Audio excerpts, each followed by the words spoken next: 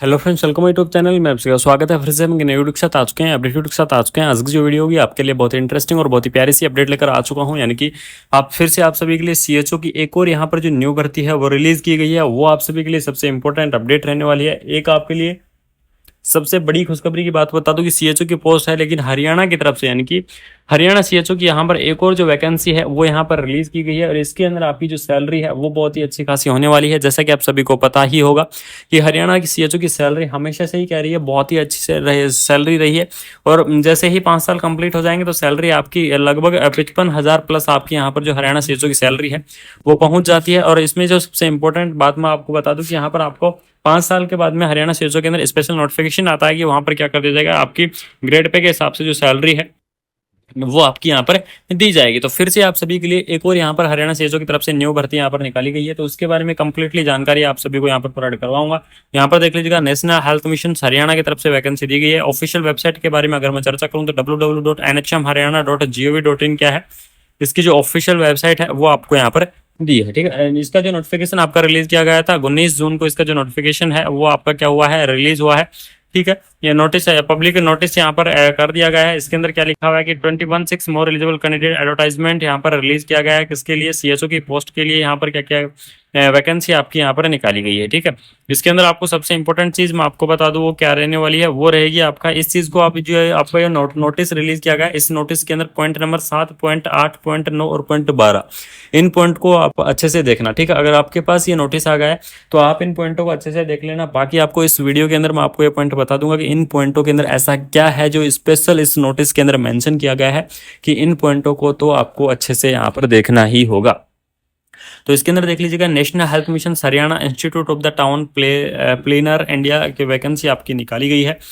District यहाँ पर दिए गए हैं कि कौन से डिस्ट्रिक्ट से कितनी पोस्ट है, नंबर ऑफ द कैंडिडेट यहाँ पर निकाले गए हैं, रिपोर्टिंग टाइम निकाला गया है, डेट ऑफ द काउंसलिंग और आपके रिमार्क, सारी चीजें आपको यहाँ पर दी गई। तो हिसार की तरफ से 5 पोस्ट है, जजर की तरफ से 7 पोस्ट है, जींद की तरफ से 9 पोस्ट है, नारनौल की तरफ से 4 पोस्ट है, यमुनानगर की तरफ से 1 पोस्ट है। इस प्रकार से आपकी यहाँ पर जो पोस्ट है वो आपके रहने वाली है। Only the previously selected candidate in the district mentions, आपको यहाँ पर क्या किया गया है, अलाउ किया गया है। Candidate are required the prefix schedule and reporting time आपको यहाँ पर दिया गया है। आपको क्या करना है, उस पर रिपोर्टिंग टाइम आपको करना है।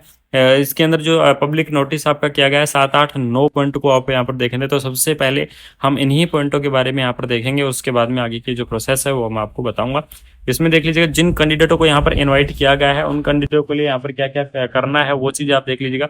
सबसे पहले blank non judicial stamp paper 100 रुपए का श्योरिटी बॉन्ड के लिए आपके पास होना चाहिए।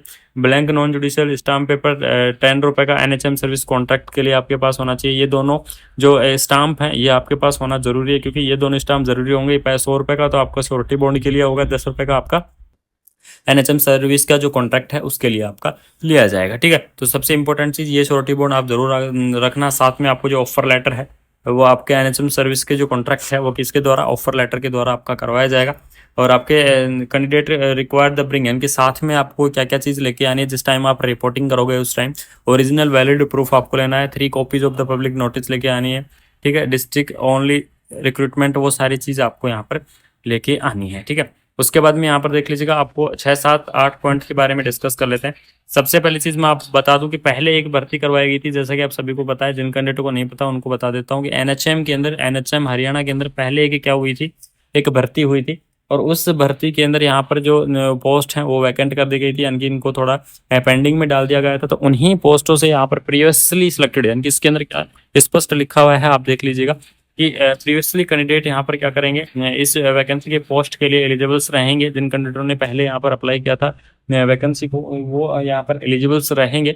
ठीक है, उसके बाद में प्रीवियसली जो सिलेक्टेड कैंडिडेट हैं वो डायरेक्टली ज्वाइन, यानी कि वो क्या कर सकते हैं, डायरेक्ट यहाँ पर ज्वाइन कर सकते हैं। उनको यहाँ पर कोई भी एग्जाम है वो एग्जाम नहीं देना होगा, कोई भी कंपटीशन एग्जाम, कोई भी ये सारी चीजें कुछ भी आपको नहीं करनी है। सीधा आपको क्या करना है, डायरेक्टली यहाँ पर आपको सीधी ज्वाइनिंग करनी होगी इसके लिए। और उसके बाद में आपको 7 नंबर पॉइंट के अंदर ये लिखा है कि डायरेक्टली आप क्या कर सकते हैं, ज्वाइन कर सकते हैं। उसके बाद में 8 नंबर पर है कि सीएचओ ऑलरेडी वर्किंग है। अगर आप मान लीजिए एनएचएम हरियाणा के अंदर अगर सिलेक्टेड है, अगर ऑलरेडी वर्किंग है, तो वो भी क्या कर सकते हैं, इसके अंदर 3 ईयर का जो सर्विस है कंप्लीट करने के बाद में आप इसे ज्वाइन कर सकते हैं। एनओसी लेके एमएलएचपी के थ्रू अगर आपने सर्विस की है ना, तो आप क्या कर सकते हैं, दोबारा से यहाँ पर आप रीज्वाइन कर सकते हैं इस पोस्ट के लिए। ठीक है, तो ये अपडेट आपको यहाँ पर दी गई है। अगर आपको फुल और भी अगर आपको अपडेट जाननी है तो आप इसकी जो ऑफिशियल वेबसाइट है उस ऑफिशियल वेबसाइट पर आप विजिट कर सकते हैं, यानी कि www.nhmharyana.gov.in क्या है, इसकी ऑफिशियल वेबसाइट है।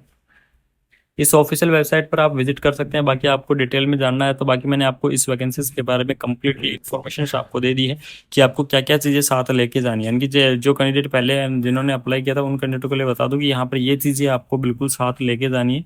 रिपोर्टिंग के टाइम, जिस टाइम आप रिपोर्टिंग करोगे, ये आपके श्योरिटी बॉन्ड और ये आपके जो डॉक्यूमेंट्स हैं, ये आपको डॉक्यूमेंट्स आपको साथ लेके जाने हैं। यानी कि कुल मिला के अगर मैं बात करूं इस पोस्ट के लिए तो इसके अंदर जो नए कैंडिडेट हैं यानी कि न्यू कैंडिडेट इस पोस्ट को अप्लाई नहीं कर सकते हैं, क्योंकि यहाँ पर स्पष्ट इस नोटिस के अंदर यही लिखा हुआ है कि जो प्रीवियसली जो सिलेक्टेड कैंडिडेट हैं वो ही क्या कर पाएंगे, इस पोस्ट के लिए एलिजिबल्स रहेंगे और वही कैंडिडेट क्या करेंगे, इस वैकेंसीज को अप्लाई करेंगे। तो ये आपके लिए सबसे इंपॉर्टेंट चीज़ यहाँ पर रहने वाली है। सबसे अच्छी चीज़ यहाँ पर रहेगी तो एक जो नोटिस है ये निकाला है और इस नोटिस के बारे में आप सभी को जानना बहुत ही ज़रूरी है, अपडेट देना बहुत ही ज़रूरी है। तो आपको अगर ये वीडियो अच्छी लगी, इन्फॉर्मेटिव लगी तो चैनल को सब्सक्राइब कर दीजिएगा। Thank you so much. जय हिंद, जय